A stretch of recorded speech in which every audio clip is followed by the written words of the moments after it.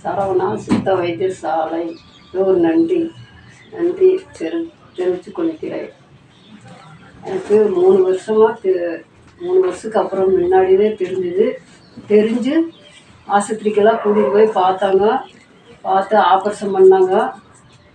Operation பண்ணுறேன்னு சொன்னாங்க. பண்ணி அது முடியாது, கொரோனா டைம்லன்ட்டாங்க. அதனால் எங்கள் பிள்ளை என்ன பண்ணோம், மாத்திரை 2 மாதம் மாத்திரை சாப்பிட்டேன். அந்த 2 மாதத்துலேயே முடியாமல் ஆயிடுச்சு.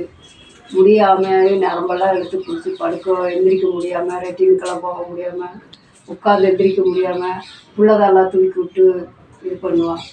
குளிக்க வைக்கிறது எல்லாமே புள்ள தான். எந்த வேலையும் செய்ய முடியாது.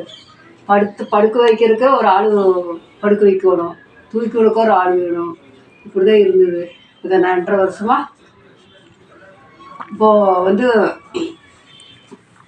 எல்லா கொச்சி எர்ணாகுளம் எல்லாம் பார்த்து இதுக்குள்ள கண்டுபிடிச்சி ஒன்றுமே ரிப்போர்ட்டு வரல அப்படின்னு தெரிஞ்சு போய் கடைசியில் சேலத்துக்கு ஒரு ரிப்போர்ட்டு வந்தது.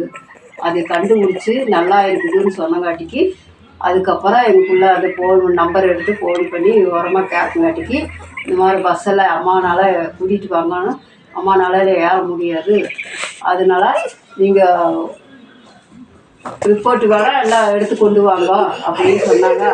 அப்போ என்னை விட்டுட்டு ரிப்போர்ட்டெல்லாம் கொண்டுட்டு போனாங்க அப்படின்னு சொல்லி நான் சொன்னாங்க. ஃபுல்லாக சொல்லிச்சு. அதே மாதிரி கொண்டு போய் மருந்தெல்லாம் கொண்டு போய் இந்த 2.5 வருஷமாக சாப்பிட்டுருக்குறேங்க. சாப்பிட்டு இப்போ பரவாயில்ல, வீட்டு வேலையெல்லாம் செய்கிறேன், சாப்பாடெல்லாம் வச்சுக்கிறேன், பாத்திரம் வளர்க்குறேன், வீடெல்லாம் கூட்டி துடைக்கிறேன், எல்லா வேலையும் செஞ்சுக்கிறேன். இன்னும் அந்த சளி மட்டும் அடிக்கடி தொந்தரவு கொண்டு தானே, அந்த ஒன்று மட்டும்தான், வேறு எதுவும் இல்லை. மருந்து சாப்பிட்டு தான் இருக்கிறேன். சித்திரை